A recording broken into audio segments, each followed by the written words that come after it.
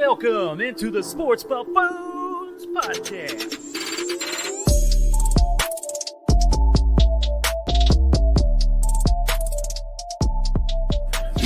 Let's get it going out there, ladies and gentlemen, boys and girls of the world. Welcome on in once again to the Sports Buffoon Studios here in Lenexa, Kansas, with our boys JG and Tanner Dawson. What's up, fellas?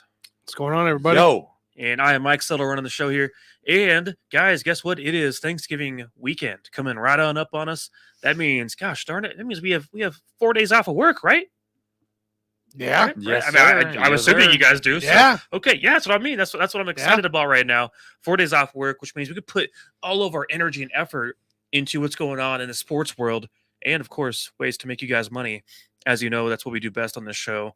Here historically in the past few weeks, anyways. Yeah, I did want to let you know, Bill Self did return to get his first W today, so it's good to have him back with a W. So. You know, they would have gotten a W without him anyway, right, Tanner? Well, we did.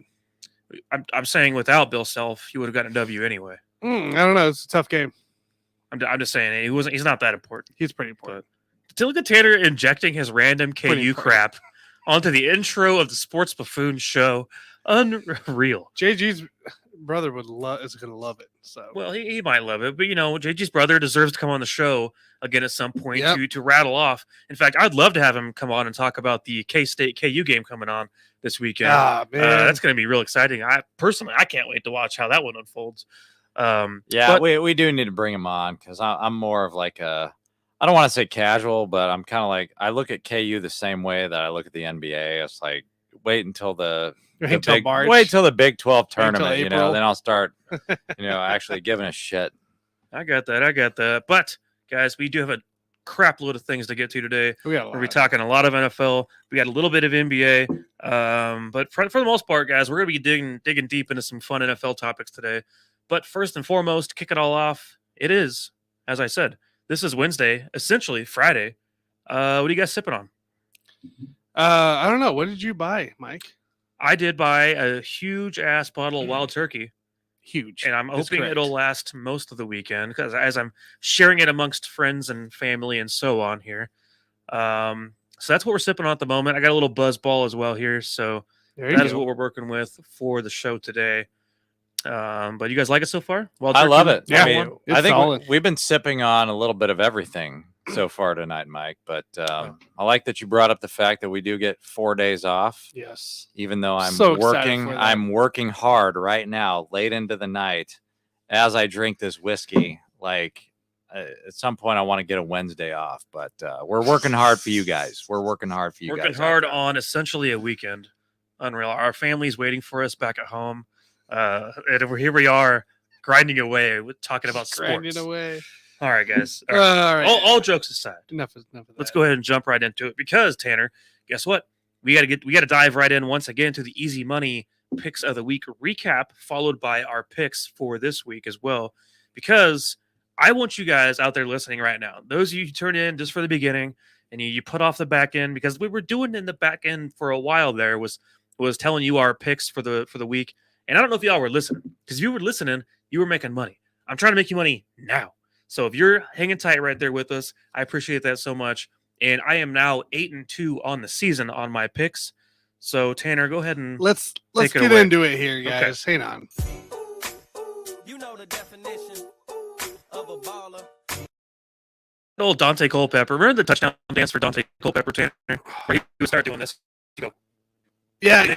That was his thing. The roll. The old Dante Culpepper little touchdown celebration. It's classic as always. I love Dante. All right, recap here going into play. Week 11, guys. It's kind of a rough one. JG, first off, had Arizona +8. They lost. They ended up not covering the 8. Wait, yeah, they did. Yeah, they did. Yeah, they did. I had 7.5. You're just trying to cheat me as usual. Again. It was right on the dot. JG tried to cheat me. So that's a tie. That's a tie then. It's a push. It's a push. It's a push. So you don't even get a loss on that one. Look at you. So it's not a loss. It's just a push. Oh, that's good. That's never a a loss, dude. man. I'm undefeated. That's a good record. I'm undefeated. So that brings, and he also had Browns at +7.5. Browns did not cover that 7.5. So JG is actually sitting at 6-9. Nice. That's misinformation. love I'm that getting record. sick and tired of your misinformation. That's probably my on favorite that. record right now. So JG with a 6-9 record for the year. I love it. Super nice. Mike, as he said already, 8-2 with the Buffalo Browns over 41.5. Buffalo Browns. The Buffalo Browns. What are you, 40 drunk? over 41.5. He said Buffalo Browns. I had the Buffalo Browns under 41.5 because it was supposed to be in Buffalo where it's supposed to be 7 feet of snow. But instead, right after the show on Thursday, they end up In Detroit. pushing to Detroit. Yeah, Detroit.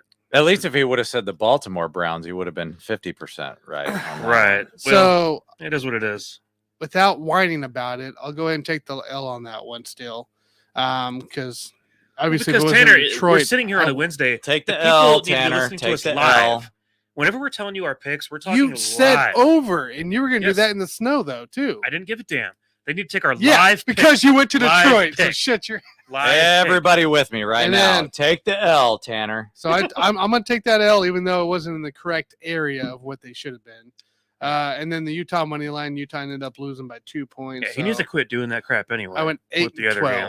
games. 8-12. So let's tell the people this week's picks of the week though, because it's Thanksgiving. Everyone's going to be fat and happy, and try to make some money on their DraftKings and points bets and Probably FanDuels. fat, of the world. happy, So, and drunk. So drunk, making bets on their phones, Tanner. So Yeah, we need to help correct. them with that process. So JG, I'll let you start out. What you got? Oh, I'm going to give you guys some fun ones this week, all right? Because I'm going to give you 2 games, and they're both Thanksgiving Day. All right, you ready for this? Easy money bets of the week. I look at both of these games equally because I'll start with Detroit hosting Buffalo. So Buffalo just won a game on Detroit's home field. Now, I don't think the Detroit fans are going to take too kindly to that. So I will take Detroit plus 9.5. I like it. I wouldn't be shocked if Detroit actually wins this game because it's a Thanksgiving Day game. Anything can happen.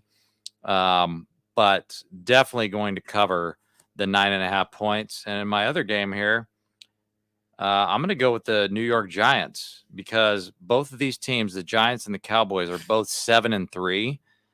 And I feel like everybody believes that Dallas is a better team. And I would actually agree with that. But for this one game, I feel like Dallas is a little bit too high coming off that win last week. And I think they're going to come back down to earth a little bit in this game. It's kind of I don't want to call it a trap game, but it's a tough divisional matchup. And I do believe in the Giants. Again, it's kind of like that Buffalo game. I wouldn't be shocked if the Giants actually win this game, but they will certainly cover. So give me the Giants plus 10. Those are my 2 easy money bets of the week. Solid. You get 9.5. Looks like across the board for the Lions Buffalo game. Across the board at minus 110. You can get Giants covering that 10-point spread at minus 105 currently on DraftKings or minus 107 on PointsBet. Otherwise, minus 10. So minus 110 across the board. So, yeah, I don't know if I'd touch that Detroit game. I don't know if I'm touching that Dallas bet, that Giants bet. You need to touch it. Don't You like need to it. touch something. Give it a little touch. Look at it this way. Look at it this way. You I mean, touch- I guess you're hoping for a 1928 win by Dallas, essentially. Because once you score over 20 points with the Giants, it's over. So, do you like Dallas to cover that? Oh, I then? love Dallas to cover that. I'm not buying it, man. I'm not buying it at all. But I'm not putting that down on my easy money, guys. And I'm pretty Not sure my easy money. the NFL doesn't want Dallas to win that game by They 10 don't. either. If They you, want if that you drama. know what I mean. They want that drama. They to want a continue. little bit of drama. What you got, Mike? So last week we had a same game that we both had picked, just opposite. Mhm. This week we have the same game, but same pick. So it just happens to fall that way sometimes, you guys. But this means we're actually doubling down on the sports buffoons on a pick. We are taking the Lions to cover 9.5 against the Bills this week, actually tomorrow on this game. I love this pick so much. I love Detroit being at home. And considering the fact that they do have an offense that can be streaky hot, going against a Bills team who is currently in flux at the moment and trying to reel themselves back in after kind of a rough patch of the season that they're currently in, I don't necessarily believe the Lions go out there and get a win against the Bills, but I do think they make it rough for them. I don't think it's going to be an easy game whatsoever. So I definitely love the Lions to cover the 9.5. So that means there's two buffoons on this set who are doubling down on that pick for the Lions plus 9.5. Make that bet as soon as possible. I like that. I like that bet there going to play. So. Lions and Giants are going to win both of those Giants fucking and games. so. I don't think Giants will. So I got a little different than you guys going to play. My one NFL pick is the Bears at +6, -105 on DraftKings currently against the Jets, who just benched Zach Wilson for Mike White. So I like that into play. Chicago +6. And then the NCAA game I like. Oh, God, here he goes again. Here we go. Here we go. NCAA. This guy's team just lost last week. They were number 5 in the rankings. The quarterback tore his ACL. He is out for the year. This team is in devastation mode going to play. The team they're facing, I think, is on a 2 or 3 game win streak right now, and they're one of the worst teams in the SEC currently. Give me Vandy to cover that +17 against Tennessee at home with -110. Oh, that's a Tennessee, loss. Vandy at +17. Oh, that's a No loss. Malik Hooker. No Tennessee quarterback. It's gone. That's it, His Malik name- Hooker. His name, Did I just say Malik Hooker? his name is not Malik. That is Hooker. bad. That's not right. That's not right. It doesn't matter who it is Hey, dude, anymore. Because I will tell you this right now. If Tanner ever gives you an easy money bet and he can't pronounce the team name or a player's name right, I want you to Why do bet. I got to name a I player want, now? hey, this is the JG. I want you to go opposite of what he says. You gotta That realize is the easy money I'm bet. doing these, and I'm also between 900 screens. Those of you out there listening right now, when you think to yourself, why do they call them the sports buffoons, not the sports experts? This is why. By the way- welcome on to the show. By the way, there was actually an NFL player back in the day named Fair Hooker. Yes, Go look it up. Wide receiver Go look Fair it up. Hooker was And- out there. yeah. If you guys are out there too, just real quick, LSU only has a 10-point spread on Texas A&M. I like that one too. Once you get your record above 500 in your picks, we can start giving more advice over there. I'm just saying. I'm just saying, throwing it maybe out don't there. do extras Look right at these now. lines. These extras, I don't know. Your NFL picks, fine, but these NCAA ones are pretty sketchy. Actually, I hit my not last week, but the 2 before that. So I I will say 2 of the 3 of us on this show are professional sports bettors. I'm not going to tell you which 2 people it is, but you know, I'm you can positive. take 2 of us to the bank on a weekly basis. By the way, Chicago Bears money line, if you really want to go that far, is at the +215 mark currently on DraftKings and Caesars. Just throwing it out there. Probably wouldn't be a hard bet to throw some money down on. All right. Well, anyways, Tanner, now we got that all settled, figured out. Hope you guys can make some good picks this weekend and enjoy some I football like those. on Yeah. Thanksgiving evening with your family and all that. And hopefully for the Chiefs' sake, watch a Buffalo Bills loss. I would not be upset about that personally. Take a Dolphins loss too, just for the fun of it. Yeah, why not?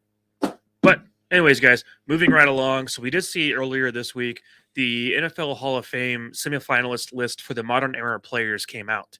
And when I looked over this list, and it's like 20-something players, I was like, man, this is incredible. This is incredible how many awesome players are on this list that I just watched play over the past 20 years.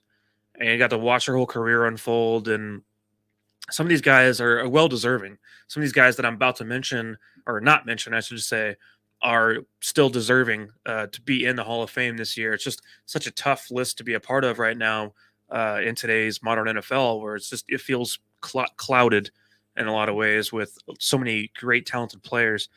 But anyways, I want us to each give our top 5 from this list. Tanner, we have pulled up on the screen if you're watching on YouTube. We're starting off at the top. We got Eric Allen. At the bottom, we got Darren Woodson, going from A to W, I guess. Mhm. But so we see a lot of guys on this list. We were talking about guys like Jared Allen, Willie Anderson, Rondé Barber, Jahari Evans, if you Yeah. remember him, London Fletcher, of course, Dwight Freeney, James Harrison, Rodney Harrison, Devin Hester, the greatest returner of all time. Don't even talk to me about Cordell Patterson, guys. I mean, I know it's debatable. Is there people actually arguing about that? Of course there is. I know it's debatable. I get why, because kick return wise, Cordell has the record for most Yeah. touchdowns ever.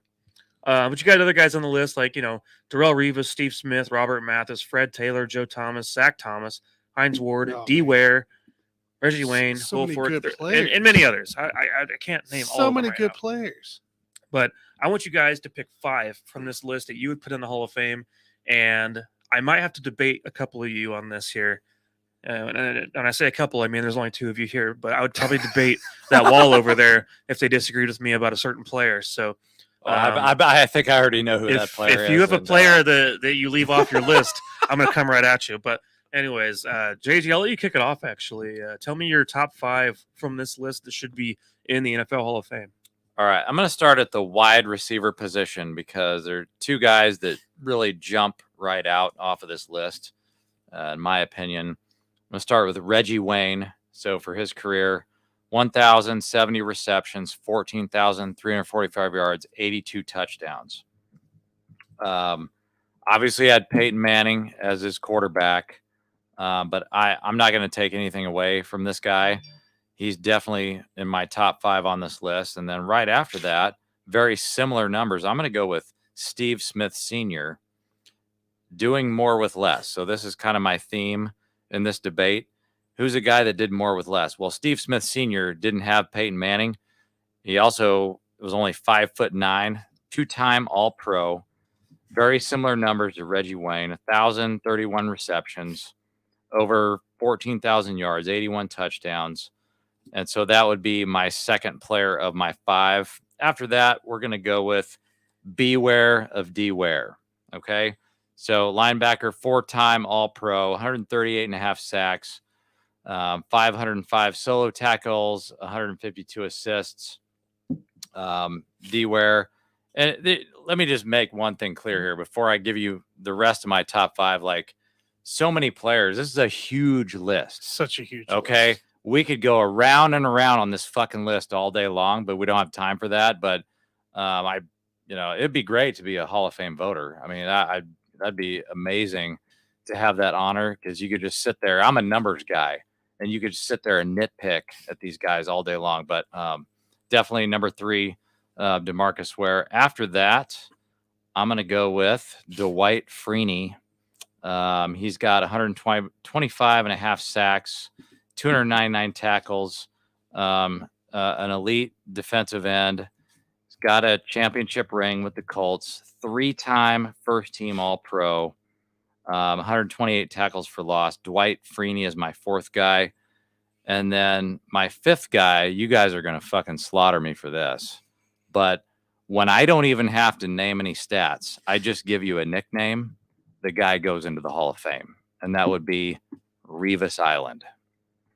Revis Island goes into the Hall of Fame because people don't even think of his like actual name. Yeah, sure, it's Darrell Revis, but we remember him as the cornerback Revis Island, and the guy made a name for himself in the NFL, and that's what it's all about. So that's my 5. I've got Darrell Revis, DeMarcus Ware, Reggie Wayne, Steve Smith Sr., Dwight Freeney. So my only problem with Darrell Revis as your pick there is that I feel like he did it in a very short window. I think that he was absolutely as elite as they come for about 3 to 4 solid years. But I think he just deteriorated very, very quickly once those 30s came along. And I think that's what's kind of holding me back from putting him in right away. And that nickname should stick. I mean, just like Richard Sherman and what he did in his prime was amazing as well. And we've seen him now towards the back end. Not everyone can play till they're 38 years old like Deion Sanders. I think that's my biggest problem with Revis is just that it was a short window to get it done where he was that elite. And then after that, it felt like he was very beatable, similar to what's happened to Sherman or what happened to Sherman at the back end of his career. Well, I could very easily say that Barry Sanders has a very short window too, but he's also considered the GOAT. He's the best running back of all time. Barry Sanders averaged 5 yards a carry consistently every year. And he took 10 years. He still would have had a very similar decline to Darrell Revis had he stayed in the league. I mean, you would have seen it eventually. But all running backs, once they hit past 30, you have a decline. I mean, that's just how it is. And I don't know. I just think with Rivas, to me, I think that there's other guys like my guy that I'll just go ahead and throw out there right now to replace Darrell Rivas is Rondé Barber. And the reason I pick Rondé Barber is because of longevity And I don't have a problem with that. and by the way. playmaking ability on the field in multiple facets of playing defense. Because he played nickel, he played corner, he played safety, he played everywhere on the field, and he was also a fumble machine. He was out there forcing fumbles. I mean, he was just a playmaker at all times, and he was kind of your X factor of the defense there for the Buccaneers, especially during that Super Bowl 2000 run that they had going, 2002 run where they beat the Raiders, of course. He was a big part of that whole organization for a while. He was basically, if we took L'Jarius Sneed and put him on quote unquote steroids as a player, that's what we would want L'Jarius Sneed to be, is Rondé Barber. And I think that's what he provided to the team, was just that X factor of you relied on him to make the play in some kind of way, whether it's in the backfield, making a tackle, forcing a fumble, interception, returning something for a touchdown. I just feel like he was more of a playmaker on a down-to-down basis than what Rivas was. So that's my one trade-off, I guess, with you on that part. And it also makes a difference if you have a Super Bowl championship ring versus a guy like Revis Island who played for the damn Jets. And a lot of people don't give a shit about the Jets. Right, play for the Jets. And his end of his career reminded me a little bit of Ty Law. And if you guys remember, Ty Law played for the Chiefs for that a was year. brutal. That was brutal. And it was ugly, right? It was not a good time, right? Yeah, it was a little rough. So I mean, it was just kind of reminded me a little bit of that end of career type of situation where it was really falling off quick and it was time to get out. And I think Sherman saw that in a similar way this past year or two before he retired from the field. But I guess I'll agree with you on one of them. D-Ware absolutely should be in. Beware of D-Ware. One of the greatest pass rushers of all time. And he truly is just incredible at what he did as a craft. And it's hard to debate going up against DeMarcus Ware. I think that looking at more of the list, though, it comes to where it's debatable between guys like Dwight Freeney and Jared Allen. I think those guys are very, very debatable to look at each other. You could say Dwight Freeney made more of an impact in postseason play, and that's true. Same with Robert Mathis. Even Robert Mathis actually was the forced fumble king. I mean, he was, which was crazy because he was a strip sack artist. Yet Freeney got all of the accolades and hype, it seemed like. Yet Mathis was the one actually putting up even better numbers than Freeney in a lot of ways on the field. So I respect both of those players so much. So I hope both of them make it in very soon, but not this year, because this year I'm still going to go Jared Allen, because Jared Allen also had 32 forced fumbles over his career, 136 total sacks, and obviously made an impact here in Kansas City. Then for Minnesota, put up 22 sacks in a single season. Yeah, he was pretty unbelievable. I think Jared Allen just had a huge impact on the game and was consistent. You knew what you're going to get out of Jared Allen every single season. He wasn't one of those guys where you have a fluster of a year where he only gets 3 sacks like our guy Frank Clark does here, or less, I guess. He was a guy you could rely on to get at least somewhere between 12 to 18 sacks per year, and then sometimes you might get 22, sometimes you might get 20. So that was Jared Allen to me. Another one here that's pretty debatable, you guys, I would say, is Patrick Willis is one of my guys that I would take. Can't go wrong with that. Because I think Patrick Willis is one of the most incredible linebackers we've seen in our time. And I know it's recency bias in a lot of ways, but I remember this guy when he played for Miami Hurricanes had 2 casts on both. He had a cast on both hands. Correct. And played in games anyways. He had 2, I think it was broken hands, broken wrist, whatever it was. Just put a full on, it looked like boxing gloves almost. Well, it was him and Takeo Spikes? Navarro Bowman. No, it was, I thought Spikes and Willis that had the 2 clubs playing for the 49ers? They probably both did at one point. Yeah, I'm pretty sure I saw there was a Twitter post on Takeo was there first, then there was Willis, and then Bowman came right after Willis, I believe. Yeah. Somewhere in that range. There was a picture on Twitter I found after it was all posted and stuff of Takeo and Patrick Willis literally with the same hand that had a club on it playing linebacker for the 49ers. Yeah, and that was the thing. And honestly, in a lot of ways, I feel like you could use that as a weapon on the field. But I just think Willis was the elite, the perfect prototype linebacker you could ever expect to see in this league, aside from Ray Lewis. I think he was the closest thing you're going to get to Ray Lewis in the modern NFL. The one guy that I would look at this list and say, could you put him in over this? It's probably London Fletcher, who you Mhm. see here on the thumbnail, just because of the longevity and playing at an elite level till he was, what, 39, 38? I mean, London Fletcher played forever, it Le- seemed like, and good. Legit, he played. So he played 256 games in his career. Or no, sorry, London Fletcher, 256 games in his career, and started 240. hmm Like I And, don't see. I and he don't was a machine. It was every year you knew what you're going to get. Like, it was outside of incredible. his rookie year, he missed. He only played one. He started one game, but played 16, and he never missed a game. I don't have him missing a game. I have him missing Yeah. starts, but not a game Yeah, no, he was a warrior. from 98 to 2013. Yeah, absolute warrior. on the field. Unbelievable. Yeah, the longevity is a factor that I do come into play when it comes to making Hall of Fame choices. And I really do appreciate London Fletcher, and I want to put him in right away. I think I got to make him wait one more year because I truly believe Patrick Willis was a better player and made more of a down-to-down impact on the field at his position than what Fletcher did. Yeah. Personally, I say, let's put it this way: if we're relating this to Chiefs terms, I'm going to say Nick Bolton is London Fletcher, whereas the Derek Johnson is Patrick Willis. And there's still time for Bolton to mature and become better, become that Derek Johnson, Patrick Willis. But right now, I'm going to go 1A, 1B type of deal, I guess, on this situation.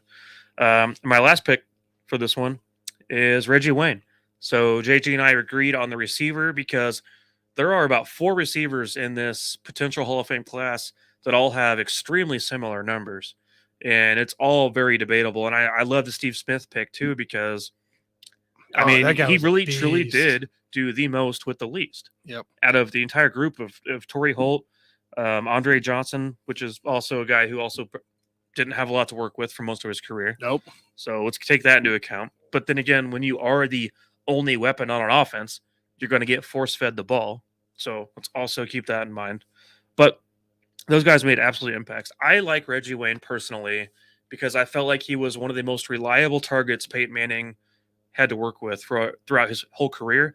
And then when Andrew Luck came in to play after Peyton Manning, Reggie Wayne picked it right up, continued on like never skipping a beat. And I think that Reggie Wayne just had one of those clean careers looking back to where I just really, truly like watching him play. And I don't know. Just something about the way he played that was very smooth and consistent, and you knew what you're going to get. And I think that's what I like the most about him. But this part is debatable without a doubt. We also had Marvin Harrison on the other Yeah. side there for a long time. So, I mean, that Right. took a little bit of the heat off of him. Of course. And that was about for half of his career when Marvin was there. And Marvin was incredible in his own right, of course, too. So, this is a tough one between these receivers. Oh, it's such a tough and I don't, one. and I'm not going to bring up Hines Ward No, personally. I don't know how you guys feel about this, but Hines Ward is not not of this a year. Hall of Fame receiver based on what we see in modern era, because there's a lot of great receivers right now. Next year after that are better than Hines Ward. Hines Ward's going to be pushed down the barrel. If you're not going to put Otis Taylor in the Hall of Fame, then Hines Ward doesn't deserve to be in the Hall of Fame either. So to me, Hines Ward is definitely the odd man out on this list of receivers you see. For sure. on this I show. agree. So, I agree with that. Tanner, what's your list?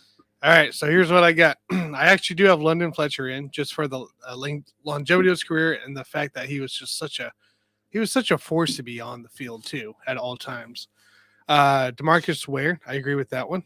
I like That's 3 for DeMarcus 3 Ware. on Ware. So I was thinking about it too. I was like, I just can't put all these linebackers I want in there because I would love a Zach Thomas in there. I love to throw who I want, Jared Allen, Dwight Freeney, James Harrison. Like there's a whole bunch of linebackers in here and defensive ends I would love to throw in there, but they're not going to put in 5 defensive end linebackers out of this class, right? So I had to think a little bit outside here. So I went Andre Johnson. Because I think he's closest to on this list over Reggie Wayne, closest to a elite wide receiver, closest to a Terrell Owens or Randy Moss style kind of player that you get. Because like you pointed out, Marvin Harrison was on the other side of Reggie Wayne in that place. Steve Smith, Didn't have much to go with, but I didn't think he was. He had as Masin Muhammad on the other side. Moosin. He had the moose. Musin. Muhammad. Yeah, no, like I just felt like him sticking out in Houston by himself for that long, from was it 03 to 14, probably was enough to give him to him. But like he just put outstanding numbers. I think he's the closest guy, one of the closest guys. I think you got to feel Terrell the Owens worst rating for loss. Andre because of that situation, though. I mean, Steve Well, Smith, that's like feeling bad for DeAndre Hopkins and Brandon Cooks, right? Like that's not the case. You got to take Hopkins that had Deshaun Watson, who was top 3 all time in QB rating. before that. So It was Tom Savage. oh well, okay, but Andre Johnson literally had crap his whole career. Correct. over David there. Carr And just and random other turds that went Yeah. through that organization. so like for the numbers he put up and everything and the way he played, he was one of those guys week in, week out who was a Randy Moss, Terrell Owens kind of style player going into play, who would make that big catch, who'd be open when he's not open kind of guy. So I like Andre Johnson as a top 5 Hall of Famer. So obviously the concern then is just that you're looking at regular season numbers purely, nothing about what he did in Yeah, playoffs. I guess or I'm not really looking at is playoffs. that not a I feel- factor in your mind? And that's Not as much. That's an interesting Not as discussion much. because I feel like there's 3 factors that we're looking at here. We're looking at longevity. We're looking at what do they do in the postseason? How many rings do they have? No, not rings. And then we're looking at what Not is their ceiling. And I feel like me personally, I value their ceiling and what they do in the postseason more than I value longevity. And like, that's that an could be- interesting that could be a argument that bad we could have team about or all these guys. A rough team, he gets in once and they lose in the first round. It can't be all falling on one player in football. But in Football's terms not of like that. I'm just saying in terms of longevity, Yeah, you've got more cracks at the apple to Well, get unless a you're Andre championship, Johnson, to you play do for more in the Houston. postseason. Unless you So play I for just- Houston. I feel like out of the 3, I put the least amount of value on longevity than I do. Oh, What is their ceiling and what did they do in the postseason? That's just me personally, but yeah, like it's just postseason, the 3 of us, as well as I would say the voters, the Hall of Fame voters, have different opinions on that. I mean, sure, a small percentage I'll go to the postseason, but it's not the end all be all for me because it's not just because Andre Johnson played on the Houston Texans doesn't mean Andre Johnson himself is going to take that squad to. Well, he the also promised had injury issues too. Like he did towards had the some middle and end of his career, issues staying on the field. towards the last 5 years. So And then we like that's not his Yeah. fault, but it's just like it's something that happens. Yeah. Like you get injured a lot, like that's going to downgrade your stock to a certain Big time. extent. big time. So, but I like I said, the postseason isn't my highest concern into play for this. Patrick Willis is another one. I decided to put a third one in. So you got both Fletcher and Willis. I got on Fletcher, yours. Willis, and Ware on my Wow. linebackers. That's a lot right there. Johnson. Yeah. And then it came down for me was the safety position, free safety position between Darren Woodson and Rodney Harrison. And this is Yeah. where I did take account of the Super Bowl, in fact, with Rodney Harrison. So Rodney Harrison over Darren Woodson for that final. Got to have rings. Got to have some fucking rings around That here. that one man. ended up because they're so similar. They're so similar though in their they're all pros. They're not offensive TDs in seasons. They finished so close to the same numbers that the playoffs essentially had to come down to that. To me, Rodney can stay out for now just because he was a dirty ass. So Oh, a dirty player. you can wow, ask I Trent like Green that. about that. So Are you I talking like about that. Yeah, in the let's New kick England game? keep his ass out. I don't want to No, see I'm his just ass for the in there. San Diego. just that was San Diego. But you could just in general, I would much rather have a Rondé That's Barber. a lot of bias in the play. If you're We talking don't- about we don't dirty like- player, We don't like dirty players unless they win multiple Well, I rings. That's a personally- rule. That's my I personal like Darren rule. Woodson better as a safety than I do Rodney Harrison. I think Harrison was more maybe well known because of certain impacts he made on certain games. And keep in mind, he did allow the catch to David Tyree in the Super Bowl as well. yeah, So he did. speaking of Super Bowls, I mean, you costed your team a Super Bowl by your piss poor coverage That was on that piss one. poor. Piss So poor. to David Tyree of all people. So I just want to throw that out there and put a dagger in that idea, Tanner. No, so I like Harrison still over Woodson. So. I'll disagree on that one a little bit. See, I'll but- play the bias into play because Darren Woodson played for Dallas, so that's why I put Harrison over that. All right, but so looking at a couple of different guys real quick before we move on. I want to. So I think we all agree Anquan Bolden was awesome. I think he Yes. was an amazing career. Had the best rookie season of all time at the time that he did it. Obviously, some guys have passed him since then, but Bolden was badass. He was. He was just a badass Extreme. physical receiver. I loved watching his career unfold, even towards the back end when he spent a little bit of time. Was with the Ravens, I believe. Mhm. And just that whole career with Fitz together was just beautiful for the longest time. So I want to pinpoint him. I also want to do a shout out to Devin Hester, best returner of all time. Oh, here's one. Would you rather put Torrey Holden or Hines Ward? Torrey Holt over Hines Ward for Okay. sure for me. Hines Ward's at the bottom of my list on the receivers here because, you got him.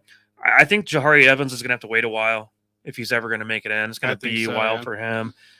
So Joe Thomas is an interesting one because he gets a lot of notoriety as being like the best left tackle of all time.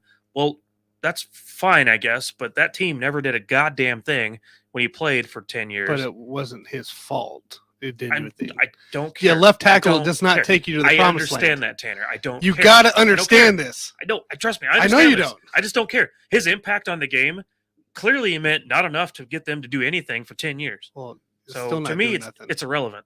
To me, it's irrelevant. To me, his impact on the game was lesser than 80% of the guys that we see on this list. Because they so- went through how many quarterbacks while he was there? Doesn't matter to me. I don't care. Like the Joe Thomas thing to me is silly, and I understand he was a good left tackle. He was solid. He played nonstop till his final year. Yeah. It was similar to London Fletcher. Never heard of him. Okay, but He was Thomas, the London Fletcher of left tackles. No, he was not. Never heard Almost. of him. London Fletcher Almost. played till he was like 38 years old. Almost. Joe Thomas retired early. Joe Thomas, dude. Never heard of him. Joe Thomas. no. Joe Thomas retired at his early 30s. Not a comparable thing. Hey, But- we got to go to Hines. We got to go back to Hines Ward just for a second because I'm going to give you the $1 million question right now, Mike. And I'm doing this for a reason. You've got to put one guy in the Hall of Fame. Is it going to be Hines Ward or the other Steelers receiver, Antonio Brown? Ah. And I am putting a gun to your head to make that decision. Who are you going to put in first? Martavius Bryant will be my pick for. Oh no, that's good. Good gosh. I'd rather put in Cordell Stewart than I would. He almost said Cordero Well, Patterson. I was thinking about Cordell Patterson and David Hester, but I'd rather put in Cordell Stewart than those man. two Yeah. pieces of crap. I mean, but yeah. So, you're one of your favorite running backs ever, right there, Fred Taylor. Unfortunately, Yeah, I don't it's- think he'll. it's- Fragile see Fred. he's Fragile right there with Fred. Priest for me as far as great players, but the injury. He's got But- one of those bad nicknames. It's the opposite of Revis Island. Revis Island had a Yeah. great nickname. Fragile Fred had a bad nickname. That's Yeah. why he's never getting into the Hall of You Fame. guys understand how much I care about yards per carry as a stat, and Fred Taylor was like 4.8 for his whole career. Ugh. 4.8 for his whole career, which Yeah. is a great number to be at. Put for in your Jamal entire- Charles. Put Jamal Charles in there. Sure, Jamal was like 5.5 or something like that, which is obscene. But yeah. So, anyways, I think that Fred Yeah. Taylor doesn't deserve necessarily to be in. I think we can look back at him forever and say he was a really good player that just got some bad case of injuries here and there. Similar to Priest Holmes, we all know how we feel about him. Yeah. Priest Holmes probably doesn't ever deserve to be in. Then again, Terrell Davis had a 3-year window and he's in. Hey, Right? keep in mind there are a lot of great, not good players. There are a lot Super of Bowl. great players that will never make it to the Hall of Fame. Correct. Sure. So, So Zach Thomas, I think this is his last year. I think at the moment, and he has to wait 10 years or something like Which that. is to be able it's to get wild though, because for Zach Thomas, the situation whenever he retired, he was looked at as like the best linebacker ever. Yeah. Because it was actually while Ray Lewis was still playing, and before Ray Lewis in. had Erlacher, gotten Thomas, his- and then it was Lewis were before playing. all those linebackers at the time who really took on everything and really blew the whole thing up, it seemed like, for a minute. But like that time period that he played in the 90s and all that, Zach Thomas was like the London Fletcher of his era Correct. as far as playing longevity wise and just a machine out there on the field. And we're looking at him now as being passed by because the talent level has improved so much. We've seen better guys come along and take over that spot. Whereas if the NFL had died yesterday, he'd probably get in, but it still might take a little while. Yeah. So he might be looking on the He's outside. going to get in once buried. again. The Yeah. probably going to get buried. He's gonna be between one of all those this great guys that's talent. like 40 years from now be able to get in finally. Right. speaking of rings, Vince Wilfork. No. I have no. I'm not interested in that. That's a Super Bowl champ. No. It's fine. I mean, he's not getting in versus the other players. I mean, because if for no other reason, like everybody loves to hate the Patriots. So, like, if you don't need any other reasons to not let Wilfork in, that's the reason why he's not going to get in right now, is because everybody they love to hate the Patriots. Unfortunately, the reason to me is that there's better players out there. Who's better? Fred Taylor, Ricky Waters. Fred Taylor. Fred Taylor over Yes. Ricky? Yes. It's not even close. Oh, okay. Not even close. Fred Taylor's been in Ricky Waters. Interesting. Yeah. So there's the final list, guys. As you can see, if you are watching on YouTube, Twitch, Facebook, or Twitter, here's your final look at the list of the finalists for the Hall of Fame. Go down the way. Tell us in the comments, too, who do you think should be in? I want to know your top 5. Give us your top 5. Put in the comments here, guys. So it's such a great conversation. So many great players. So much history we grew up on with a lot of these guys. So make sure you guys let us know what you think. And we didn't have to have a big argument because we all agreed on D-Ware. Yeah. So that was actually my guy. If you was that your guy? On D-Ware, I was going to have a big problem. So anyways, I'm glad we all got that figured out. But anyways, guys, thank you so much for checking that part out with us. But back into the Thanksgiving swing of things here, because we have a topic right now. You guys can play along if you'd like. I'd also like to know in the comments if you guys can match up these 3 quarterbacks with a Thanksgiving dish. And I started thinking earlier, I'm like, all right, so everyone's playing these games right now with Thanksgiving ideas on, if you're Patrick Mahomes, you're macaroni and cheese, because that's the perfect dish, side dish, whatever. I just hear this stuff on 610 or whatever, right? So I picked out 3 quarterbacks that I want to talk about. First one, Tua Tagovailoa. Say it for me, Jason. Tua Tagovailoa. I like the way he says it the most. Followed by Aaron Rodgers and Justin Herbert. Those are our 3 quarterbacks to work with. And now we need to match up those names with your Thanksgiving dish of choice for each one of these players, and tell me why you think that player deserves to be that dish. Tua, Rodgers, Herbert. So let's start off with Tua, guys. Okay. Tua Tagovailoa. All right. He's our first guy of choice. So which Thanksgiving dish would he be right off the bat? What do you got for me? Well, first off, I want to make sure that nobody uses turkey for this debate now, because we all know that Patrick Mahomes is the turkey, and you build everything around that. I want to make that crystal clear before we get started. So for Tua, the first thing that comes to my mind when I think about Tua is accuracy. And, like my favorite side dish for Thanksgiving is stuffing. And I want my stuffing to be on point because it's my favorite, right? You can't fuck it up. It's got to be accurate. I don't give a shit who cooks it. It better be right. And so Tua is like one of the most accurate quarterbacks in the league. And so I'm going to compare Tua to the stuffing because I know what to expect. I don't have a lot of questions about the accuracy of his play. So for Tua, my comparison is the stuffing. Tanner, what do you got? Mashed potatoes. Why is he mashed potatoes? So Tua's mashed potatoes because he needs those extra toppings on those mashed potatoes to make it delicious. You're saying you're going to mix your food? You got it. Hold on. No, mashed potatoes. You got to add you have to add gravy. Right, you got to add your butter, right, which is your Tyreek Hill. Oh, shit. You got to add right, you can mix in maybe if you want, since it's Thanksgiving, you can put a little cheese on top of it, which is your Jalen Waddle. Jalen Waddle. And then on top of that, maybe you just want to get crazy and you put on some gravy, which is your Mike McDaniel's going to play. Tua is the guy that. What about Jasicki? What's Jasicki? Is he the cranberry sauce? He's the pepper. Put a little sprinkle of pepper. He's that on extra there. cheesy corn on the side that you swish in with your mashed potatoes in the end. So Tua's one of those guys that I think he needs his toppings go into play to be an effective quarterback as he is, to be this elite guy that we're seeing right now. I think if you had a similar situation that Patrick Mahomes has currently, I don't think it's that way, guys. I don't think we see this team at, 7-3, 8-3, whatever it is. I don't think we see that record right now going into play without a Tyreek Hill, a Jalen Waddle, and a Mike McDaniels who coaches to his strengths. So I'm going to go Tua as my mashed potatoes. I like that pick. That's actually better. That's actually one of the most brilliant things Tanner's ever said, I think, on this whole show. I loved it. I So, loved it, that man. was- Hey, that's you pretty get full good. credit for that, Tanner. Full credit for that. Yeah, because mine for Tua, I actually picked the cheesy cream corn. And so you said you wanted to add that to your mashed I would potatoes. that's just And sucky. so for me, the thing with the cream corn situation is everyone's going to have a little bit of it. Everyone's going to enjoy some of it. It's not your favorite thing on the dish, on your plate, but it's also going to get the job done. You might go back for seconds even. It's fun to have in your mouth for a little while.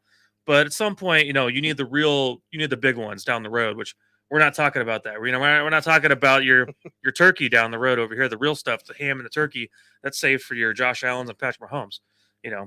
But Tua to me is the cheesy cream corn, just because I think that it's something everyone right now is liking. It doesn't, it can work. It's also versatile, I think, at the moment. So I think it can work by itself, but it does better when it is mixed in with other things, as you were pointing out. So Yep.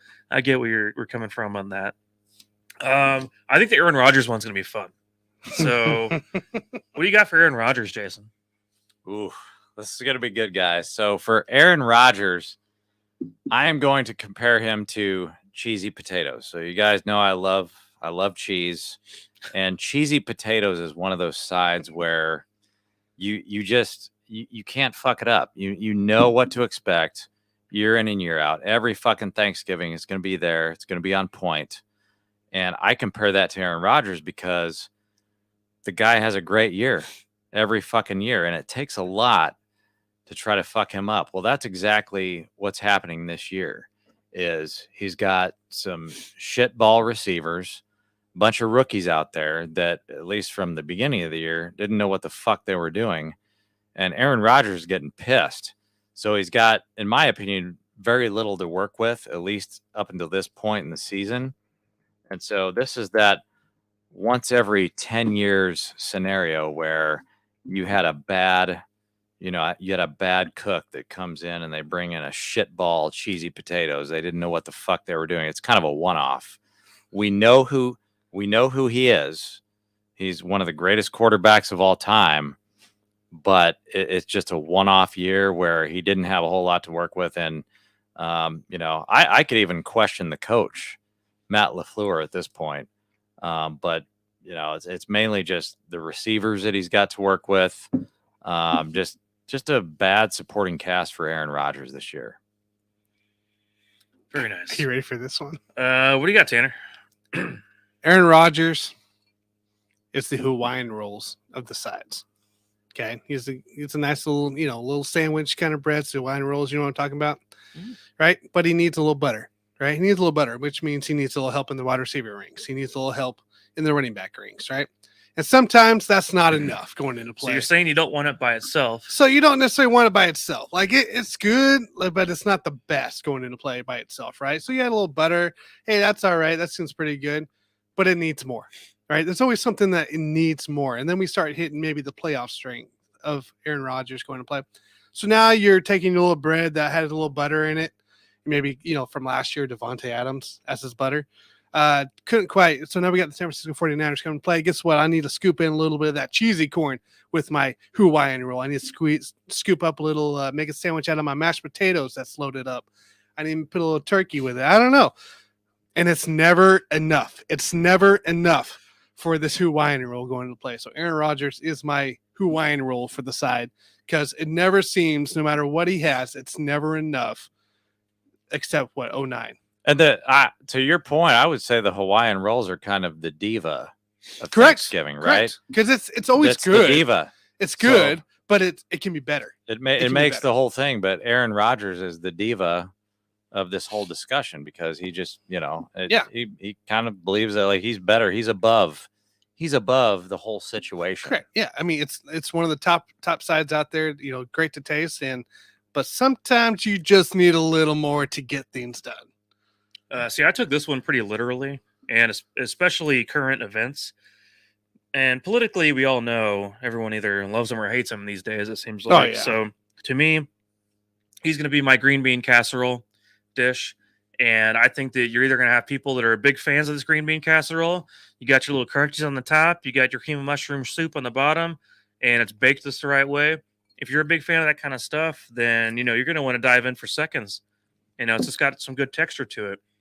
But there's people out there that also cannot stand green bean casserole and want nothing to do with it. And I think that's what we're walking into right now with current Aaron Rodgers, is just a lifestyle of people who either hate the guy and think he's just a selfish asshole, or people who still love the guy because he's either funny to them, or just how blunt he is about his beliefs in the world. Some people love him because of that too. I think the green bean casserole is either you're really into it or you're not, kind of a dish, and I think that's Aaron Rodgers right now. That's fair. That's my pick for him at the moment. Last but not least, Justin Herbert on our list as the third quarterback to talk about. What is his Thanksgiving dish? So for Justin Herbert, I went with the green bean casserole, and the reason I did that is because green bean casserole never really changes. Like, it's always the same, and it's always one of the heavy hitters at Thanksgiving dinner. Everybody loves it. You look at a guy like Justin Herbert, he's an amazing talent, elite talent. You look at green bean casserole, very difficult to screw it up. What do you need to screw it up? Well, in Justin Herbert's case, you need a shitty ass football coach like Brandon Staley. And so he's got a bad coach right now. And I just feel like he's got a bad cook. So green bean casserole can have a bad cook. Justin Herbert right now has got a bad coach. Very difficult to screw up that recipe, but I feel like Brandon Staley is doing his best to screw up Justin Herbert. Meanwhile, you got to sprinkle in on your green bean casserole, sprinkle in a little bit of those French fried onions. Mm-hmm. So with the Chargers, we got to sprinkle in a few, actually many, many injuries, which is what they get every single year. Like, the Chargers always get injured. So yeah, I'll go with green bean casserole because it's an elite talent like Justin Herbert. But this year it's just not panning out. No pun intended.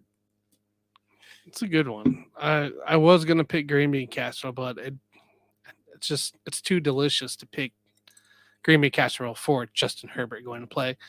Let's get a little digestive with this one going to play.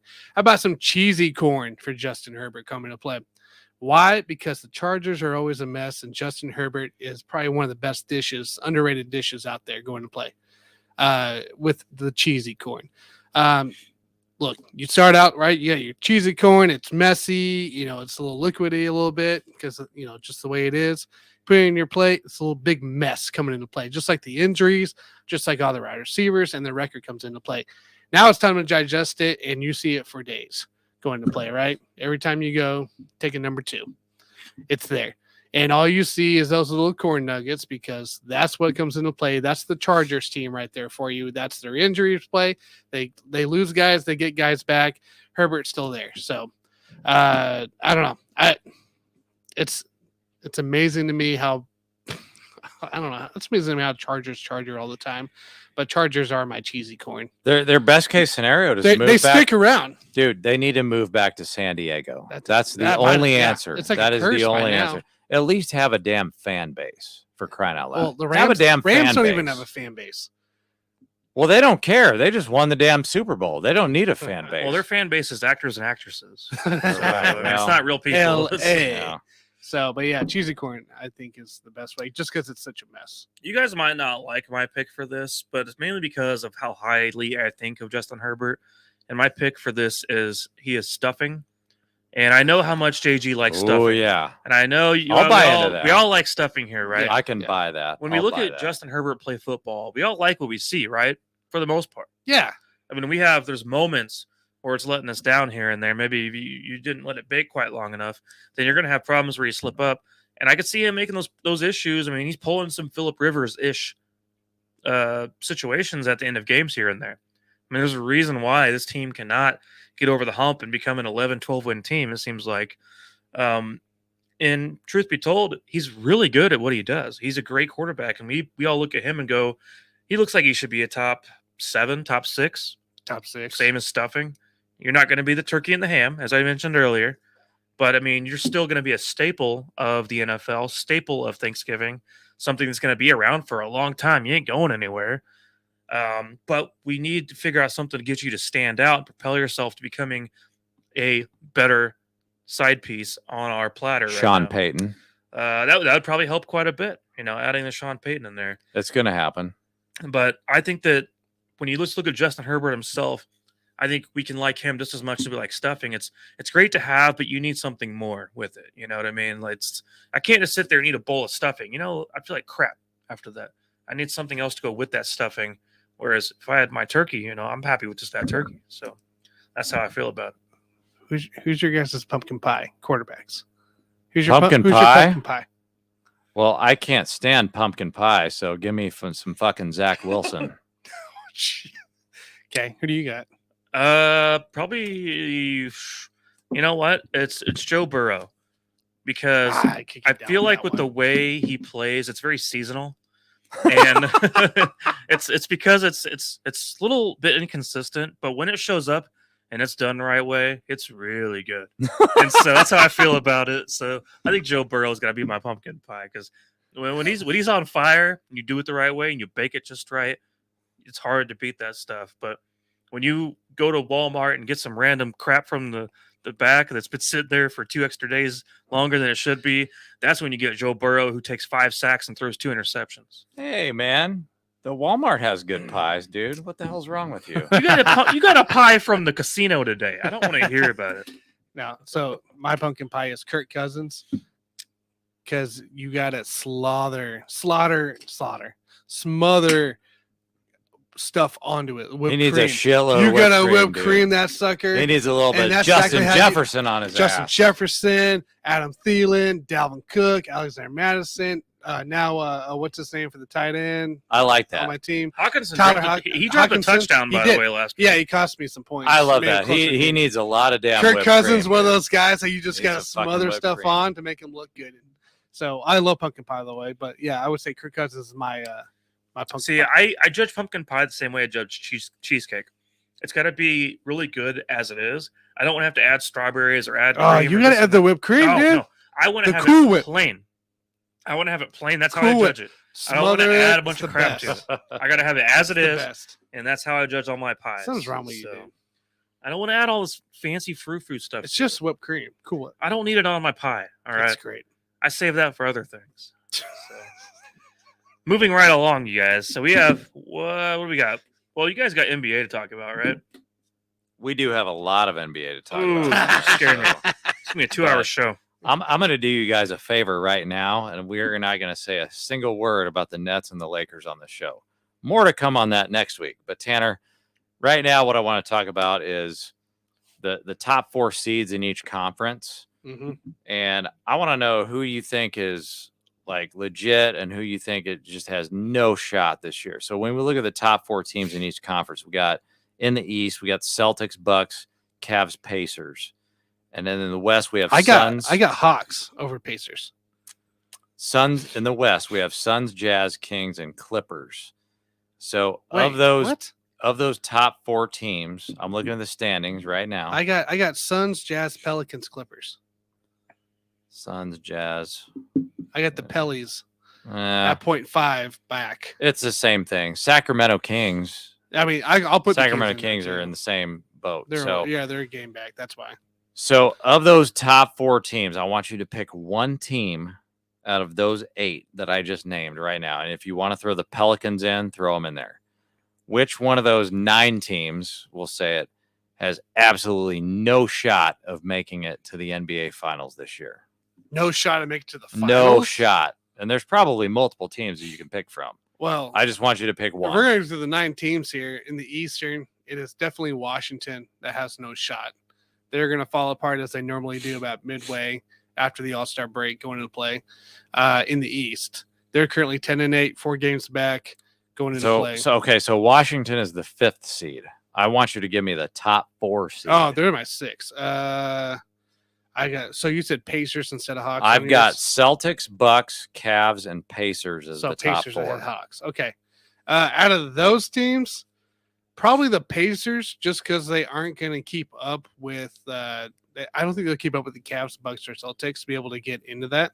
Having to go through all three of those teams, even if it's the Hawks that I have here at 4, they're still going to be the frauds in the play because they're not going to get past the Bucks, the Celtics for sure going to play. Cleveland is beatable, but I still think that they are better than both of those teams.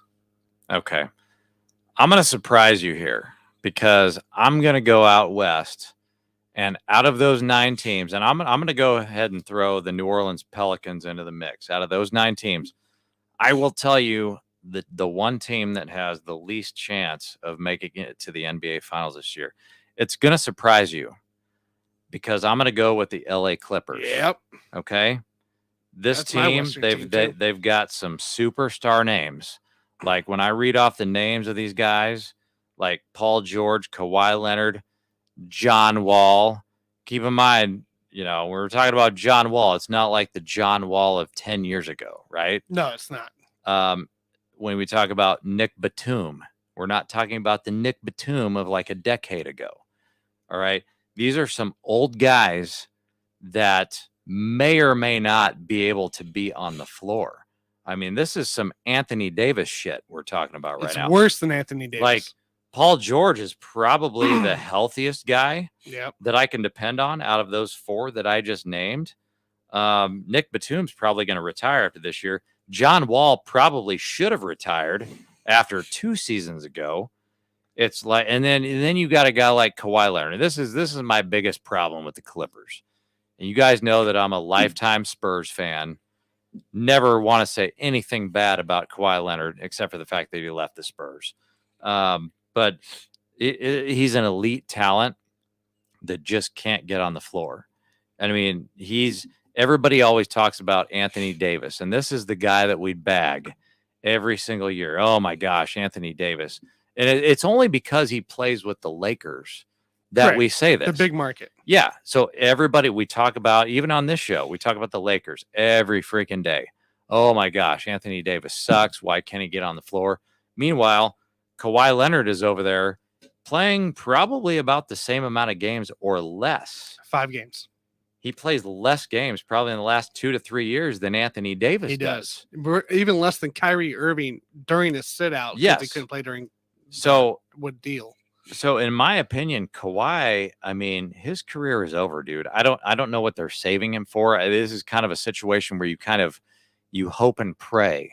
And that's exactly what they're doing right now. They're hoping and praying if they just give him 8 minutes a game, 12 minutes a game, 15 minutes a game, let him play 1 game every 3 games.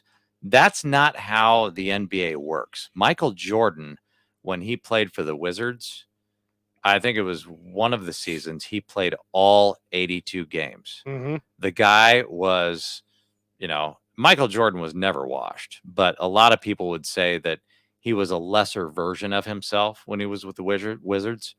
The dude fucking played all 82 games with the Wizards. Okay. Now, all of a sudden, we're talking about a guy who's still in his 20s, right? Kawhi Leonard's still in his 20s. This fucking guy, I don't even know if he can play 30 games. It's like a brave new world in the NBA where we don't expect guys to play in too many games. And all it does is it fucks up your conditioning.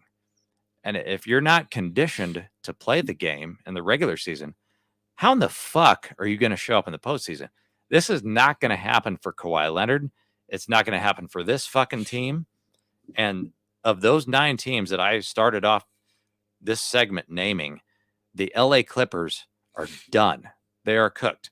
I'm quite frankly, I'm shocked that they're a top 4 seed in the Western Conference right now because they are cooked before this thing even starts. It's because of one guy, Paul George. That's the only reason why that they're in there this early. That's it. Yeah, and then what's going to happen with Paul George is he's going to waste all of his gas just getting him into a top 4 seed, and then he's going to let alone top 6, and then he's going to get injured, and then what do you have left after that? But you got Reggie Jackson. I mean, yeah, Marcus he's a great. Morris. I love Reggie Jackson, but I mean, these guys are not going to fucking play. Well, no, and They're not going to be there. Kawhi, he hasn't been right since he left San Antonio, since that whole No. debacle. I mean, yeah, he won the championship, but he still wasn't himself. Toronto was the apex of his career. Correct. And now you got And then he so was much done. money tied up into Kawhi that you can't even go out and trade him. You can't go out and spend money. And it's really sad because yeah, it's not even really that I was a Spurs fan, but it's just like I rooted for him. Mm-hmm. I still root for the guy to this day. I love him as a player, but it's just like, what are you doing? What is wrong with his knees? I don't understand it. It's like outside of his championship, it's like this is a guy now experienced exactly what Derrick Rose went through after that was a second big injury to him, and now he's never been a true Derrick Rose style since he was young, and it's worse actually because he's not playing. And there's so much talent. I mean, he's got so much more talent. Oh yeah, even a little bit more talent than Derrick Rose. And it's just like he can't stay healthy. And it just really makes me sad that for a lot of these guys, it's not just Kawhi Leonard, but a lot of guys that we've seen over the years. Like the perfect example would be Brandon Roy, used to play for the Portland Trail Blazers. Correct. Like it really makes me sad when these guys can't finish their careers like the way that we thought they could. Even a T-Mac going into play, similar deal with the back. Even he couldn't T-Mac finish it. Yeah, I mean, he wasn't himself the last 5-6 years after the injury. Yeah, that's a good comparison with him and Kawhi Leonard. But at least T-Mac, he never did load management. No, but now the nerds are taking over, so now it's more analytical and stuff. Yeah, and I just think at some point the load management can actually make your career worse. Yeah, you shouldn't be load managing until you're in your 15th season. LeBron James should be by all means do your damn load management. 20 years in, dude. You fucking earned it. Kawhi Leonard didn't earn that shit. No, but it's like get on the fucking court. Out. Do you? I got to ask you a question before we move on real quick because I did have this in mind. How surprised are you with the Utah Jazz being at that 2 seed after giving up all that they did to the Minnesota or to Cleveland and Minnesota? I mean, I'm really surprised. I don't know that they can sustain it for that long. I mean, I really love what Jordan Clarkson is doing. They just called up Ochai Agbaji from the G League. I love what these guys are doing, especially defensively. I don't think that they can sustain it into a deep playoff run, but I love what they're doing in the regular season. And I think they're one of those teams where nobody's going to fucking want to play them. I mean, I could see them winning. I could see them winning, and moving into the second round. I don't think they'll make it to the Western Conference Finals. But like if they met up with a team like the Clippers, they would fucking destroy the Clippers. Oh yeah. Yeah, especially with the home advantage. They're 6-1 right now at home, so yeah, and a plus 2.9 differential versus a plus 0.3 for LA. So that just at some point, it's unbelievable. At some point, it's like Danny Ainge wants to get a bunch of draft picks, and is he building the Celtics all over again? Well, dude, it's like you're not going to be getting any good draft picks if you're going to try to win the Western Conference all of a sudden, But maybe he doesn't give a shit. Maybe he's got enough picks after that Rudy Gobert. Right. And Donovan deal. So, yeah, that works. Very, very nice. Well, guys, I was going to have something to talk about with the Chiefs tonight, but I'm going to save it. For next week. It's going to be an interesting thought. You just want to see if they actually do pull out the victory this week while I'm at the game. Well, I'm a little concerned about it. I mean, it's a Chiefs minus 15.5. It's Chiefs favored by 15.5, I should say. Yeah. Type of a game. But with you being at the game, anything can happen. Things can go wrong, of course, with you being there. They're not surprising me.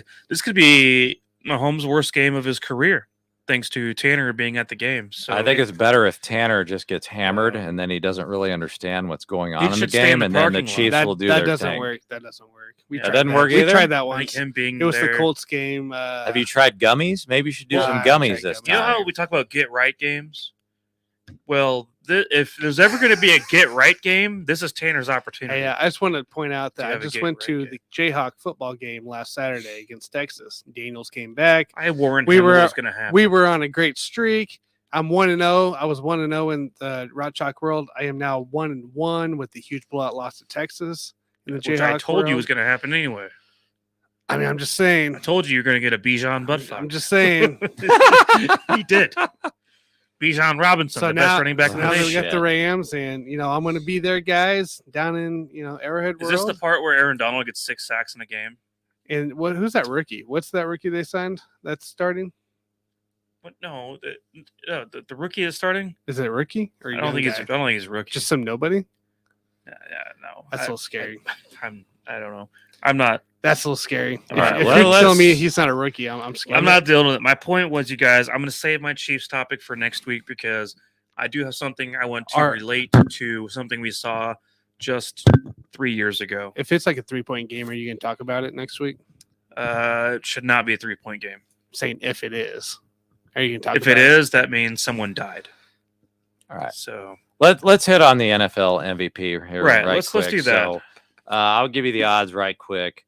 Mahomes right now is minus 175. So you're not going to make a whole lot of money on Mahomes winning the MVP unless you're going to put your whole fucking savings account on there. But I want to know from you guys, from the rest of the field, who has the best chance? Like if you wanted to do sort of kind of a long shot bet, who would you give the best chance of winning the NFL MVP over Patrick Mahomes? So Jalen Hurts right now is plus 600, Tua plus 650, Josh Allen plus 700, Joe Burrow plus 2,500. Who would you give the best chance to out of those four? Out of those four, I'd go Tua. Tua would be my selection out of those four. yeah, I guess he makes the most sense. Just coming from a Dolphins situation where, going into the year, first of all, he had a lot of negativity talked about him, and I, as you know, was a big Tua backer. Whenever he got all this talent around him, and he had Waddle from last year, played pretty well with Waddle. When they added Tyreek, I'm like, here it is. Tua's going to get to stand out, and he has. He's done a good job. I hated all the mocking and the hate and the making fun of Tua thing because I'm like, you guys are just morons. Like people that were doing that just did not ever pay attention to the way he plays the game. And I saw it from day one, back when the Chiefs played him his rookie year even. And of course I watched him back at Alabama, but in the NFL, Chiefs played him at some point, I think later in the season, his rookie year. And Tua had some incredible accuracy on certain passes that really stood out to me. And it just something about his footwork was on point that day. And he completed a really fine amount of passes in an efficient manner. And it was kind of one of those things where I can really see something with this guy working. And the more I started to watch of him here in the league, because going from college to NFL is a big difference. Once you're in the NFL, you can get a better gist of a guy. And people were just out there bashing the guy for no reason, I felt like. Meanwhile, he still had a winning record, but yet still bashing him. And so for me, I really truly think that Tua is probably your best bet on this situation out of all the players listed, because I think Josh Allen's taken a major step back lately due to some of the play that's happened the last few games. And I think Jalen Hurts, even though that team is currently only got one loss, I also see him taking a little step back, especially in the passing game. I think you're looking at him as a guy that's done a great job up to this point, especially in the run game, punching in for touchdowns on the ground. But passing the ball, I mean, I'm starting to now have a few more questions as the year's gone on about how efficient he can be in big time moments. And so I'm curious to see how that unfolds down the road here. And then my last one, I guess I would say Joe Burrow deserves a little shout out just as a underdog for Way MVP. underdog. Well, Jamar Chase is coming back. So Yeah. once he's back, that's going to help him out quite a bit. But yeah, I mean, honestly, we're talking about who's going to win silver in a race that gold has already been handed out to, in my opinion. So your vote is for Tua. Can you please state his last name, please? Tua Tagovailoa. Ooh, that was close. That was close. Didn't Tanner, quite can you get say it right? Shit. Tua Tunga All right. Viola. All right, Tanner, just give me your Tonga damn Vailoa. pick. Just give me your Is that damn good? pick. Who do you want? I said Tua. Okay. Oh, so you have Tua as Yeah, well? that's what I said. So that's first who pick. you would bet on right now. Wait. Over Mahomes? I want to know who you No. would have bet on if you take Mahomes out of the If picture. Mahomes is gone. Yeah, Mahomes is gone. It's Tua. Yeah, I'll go Tua if Okay. Mahomes is It's gone. Tua. It's why. Because next in line to me would probably be Hurts, then Allen. My favorite order. bet, my Yeah. favorite bet of the whole thing is Joe Burrow, just because that's the team to me that could actually flip the switch and turn it around on the back half of the season. And being plus 2,500, I mean, like you're going to make a whole lot more money on that guy, especially with, as you said, Mike, Jamar Chase coming back. And so, like, I like those odds the best. Yeah, but Joe Mixon's and was it he had an injury last week, so that's going to hurt the running game even more. for Yeah, him. but Yeah. I mean, good quarterbacks can overcome that. He's going to overcome it. Well, yeah, of course. Some quarterbacks need a running game though. Yeah, Kirk Cousins might need one. Joe Burrow, I don't think Joe Burrow needs. Joe Burrow needs a he running doesn't game. need a running. he needs a game. running game. Yeah, he probably does. I mean, let's go back to the Thanksgiving food. I want to know what your favorite sides are, because I've got stuffing, as you know, is my number one, and mac and cheese is my number two. What do Well, you guys got? as far as like sides though, I think so. I was listening to 610 earlier, and I think it was Carrington Harrison or somebody was talking about how much he hated scalloped potatoes, cheesy scalloped potatoes. Really? He hates them. He hates cheesy scalloped potatoes. Dude, that And- guy, he's got some weird taste. And I remember he was strange. saying that. I'm just like, dude, honestly, like that's one of my favorite dishes. Is if you bake it correctly, like that stuff's incredible. Baked cheesy scalloped potatoes is one of my favorite side dishes to have at Thanksgiving. Otherwise, so something my family's done in the past is we actually go a little off kilter from traditional Thanksgiving foods. Is we'll do some kind of a seafood crab boil. Oh, And what we'll do is we'll put a big old, kind of similar to what you got right here, Tanner. yeah, the Here sheet. on the table, table put a sheet? real table sheet like this together, and then literally put crab legs, full on corn, and this random other stuff out there, all seafood based. And that way, like when everyone's done, we all eat off this big sheet, and then my grandma would just take the whole sheet, wrap it all up in one big old ball, giant ball, and then toss it out. And then boom, you don't have to worry about all the dishware and all that kind of stuff. But it would just be like kind of a seafood crab boil, just kind of going off script from what you traditionally see. I That's love fair. that idea. I love that idea because that's what I've kind of done the last 2 or 3 years. Like my family knows that they have to go off script because I can't stand turkey. Like I hate it. So good. So they usually bring in the Joe's barbecue. I think I told you guys this last year. Yeah. I generally get Joe's barbecue for my Thanksgiving dinner. It's freaking amazing, dude. And I'm the only Yeah, guy. I feel like good, but I'm the only guy on planet Earth that gets that on Thanksgiving see, that's Day. weird. I'm a big fan of turkey. I eat turkey almost every day, as a matter of fact. Wow. So, and I'm not talking about like the normal turkey you see. I like ground turkey a lot.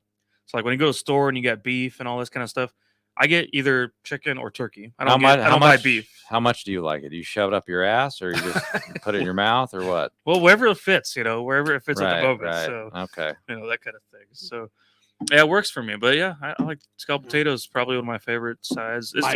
Favorite side. I don't know. I guess mashed potatoes because I can dip stuff in it. KFC I always thought had That's all I got. I dude, don't know. KFC I always thought I like had them all. good mashed potatoes, right? You guys Yeah. ever eat at KFC? They always had I great haven't ate mashed KFC potatoes, in dude. probably 10 years. Try their 12 damn years. mashed potatoes for a while. I thought they were 15 pretty years. good. When I was 10 years old, I thought it was amazing. I don't know. I haven't had it forever, dude. I got a mashed potato bowl over there. So we do, right? So you go to the wife's parents, they do, turkey, the whole Thanksgiving side dishes. Then we go to my parents and they're smoking ribs tomorrow. It's got a turkey out. I'm sure we'll have mac and cheese out there because the brothers don't eat sides. So Why are your brothers so goddamn weird? I don't know. They can't drink beer correctly. They don't like sides. They don't like food. It's weird. They don't like lettuce. They don't like anything green majority of the time. They Nothing love green. steak, right? They're steak and potatoes guys, aren't they? Yeah, I don't know if they'll. I think they do potatoes. Yeah. So So where where from the ground is very questionable. where are you guys at? I want to know where you guys are at on the damn ocean spray cranberry sauce because I get a lot of mixed opinions on this shit. Ocean spray cranberry sauce? Yeah, anytime you see cranberry Yes. sauce on your damn Thanksgiving table, it's I always don't do it. ocean spray out of a can. And I don't do it. I personally think that there's no. It's not like it tastes Well, bad. it's like, what do you use it for? I- I don't know what you're supposed to use it for. It's a side. Like, you It's a just side. sip You it? put it on the damn. You don't eat it by itself. I think it's supposed to be a topping. Isn't it supposed to be like a jelly thing with it or something? Yeah, I think just- it's supposed to be like a topping. Though. You just take it out of a can. You throw it on the plate with your damn turkey. Oh, I'll eat My- that. I know you're gonna eat it, but my whole point is like, what's the point of it? Because I don't know. it's just one of those things that's there, and I eat it because it's there. It's not because I like it or I dislike it. I just eat it because it's on, it's on the table. Like, what's the point of it? Did that come from the Pilgrims and the people that sailed over on the Mayflower, or where did that come from? Cranberry Because sauce I don't orange. understand the point of it. Do you guys like it or dislike it, or So you just don't cranberry care? No, sauce. I think it's weird for that type of food. It's weird. I isn't like it? cranberry. I I, think like it's cranberry weird. itself, but the cranberry sauce mixed with this kind of food doesn't make sense to me. All right. So if it helps any, where was cranberry sauce invented? It was Massachusetts. Well, of New England. course. I told you it came Af- over on the after- Mayflower. Damn it! I After already this told you year, that shit. marks the 110th birthday for the sauce, which was invented in 1912 by Marcus Urain, a Massachusetts farmer. And then in 1930, Mr. Urain would establish the Ocean Spray Cooperative with two other You reading us a cranberry book, farmers. Tanner? What's going on over there? So it is Ocean Spray Cooperative. Well, that explains everything. Okay, we're signing off here.